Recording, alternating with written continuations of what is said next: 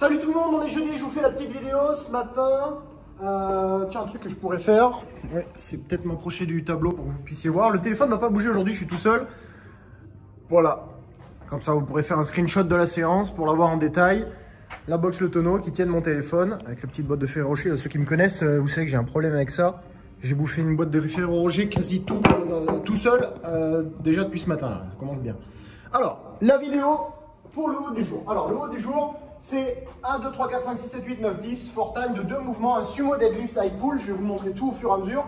Ça, c'est la première partie. Donc, on fait un sumo deadlift high pull, une fente avant en gobelette. Je vais vous montrer tout ça. Ensuite, on fait 2, 2, 3, 3, etc. jusqu'à 10. Dès que vous avez fait ça, vous notez votre temps quelque part. Vous avez 3 minutes de récup pour passer sur la deuxième partie. Deuxième partie, même principe, sauf qu'on va à l'envers. On fait 10, 9, 8, 16, 6, 5, 4, 3, 2, 1. Donc 10, 10, 9, 9, 8, 8, etc. Le sumo deadlift high pull reste le même. On part par contre sur des fentes arrière. Là, on fait des fentes avant. Ici, on fait des fentes arrière. D'accord? Donc, si je devais vous le montrer à quoi ça donne, le sumo deadlift high pull, rappelez-vous, c'est jambes écartées. D'accord, une position stable avec un dos droit. Et on va venir faire un sumo deadlift high pull pour faire un mouvement de tirage en venant chercher à monter le kettlebell ici avec la hanche sous le menton. Mais surtout, comme si je voulais venir toucher mes oreilles avec les trapèzes, je vais monter les coudes de haut. Je ne veux pas voir vos coudes aller partir vers l'arrière, d'accord? Donc on tire bien vers le haut après s'être redressé. C'est pas je tire et je me redresse, c'est d'abord je me redresse et ensuite tirage de bras, d'accord? Si je devais vous montrer les reps, ça donnerait ça. 1, 2, 3, etc. Alors pour ceux qui auront un kettle, moi je vous montre avec un kettle de 28.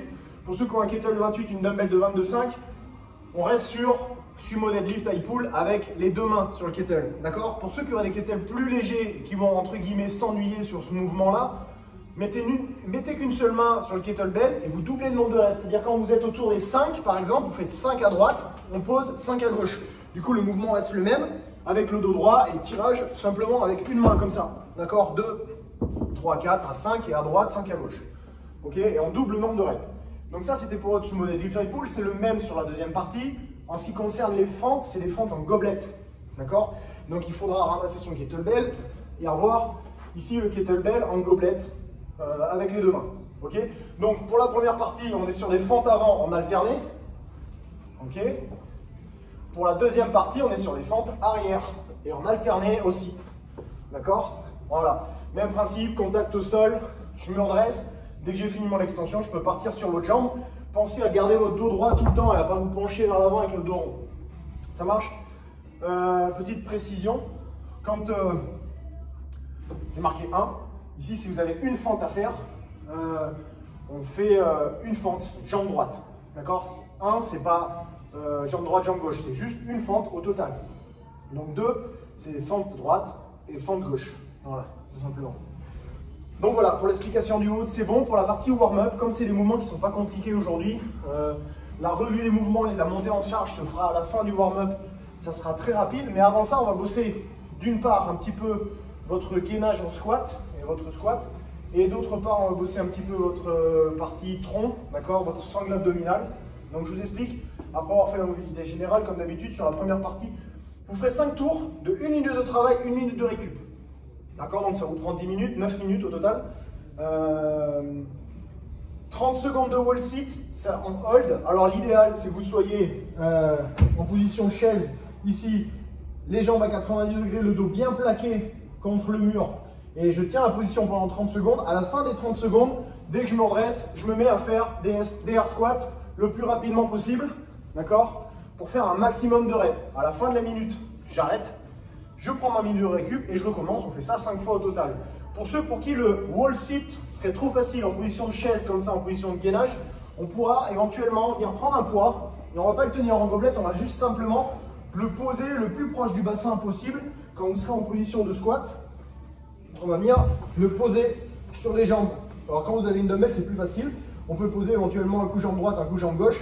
Sinon, vous le gardez ici à l'intérieur. Donc ça va vous rajouter de la difficulté. Et vous pouvez faire ça. Voilà, pour ceux pour qui ce serait trop facile. Par contre, on est bien d'accord, les air squats, c'est air squat pour tout le monde, on est à vide, au poids du corps. D'accord? Sur la deuxième partie, ça sera un death by Russian twist. J'espère pouvoir arriver à vous le montrer avec un kettle de 28, c'est pas évident. Prenez une charge qui soit plutôt légère. Alors le death by, vous connaissez le principe, on fait un départ toutes les minutes. Sur la première minute, j'ai marqué Start 8. On va commencer avec 8 Russian Twist. Donc à chaque fois que vous touchez d'un côté de votre corps, ça fait une rep. D'accord? Et tous les tours, on va en rajouter 2. Donc minute 1, on part sur 8 Russian Twist. Vous avez de la récup. Minute 2, 10 Russian Twist. Minute 3, 12. Minute 4, 14. Puis 16, puis 18, puis 20, etc. etc., etc.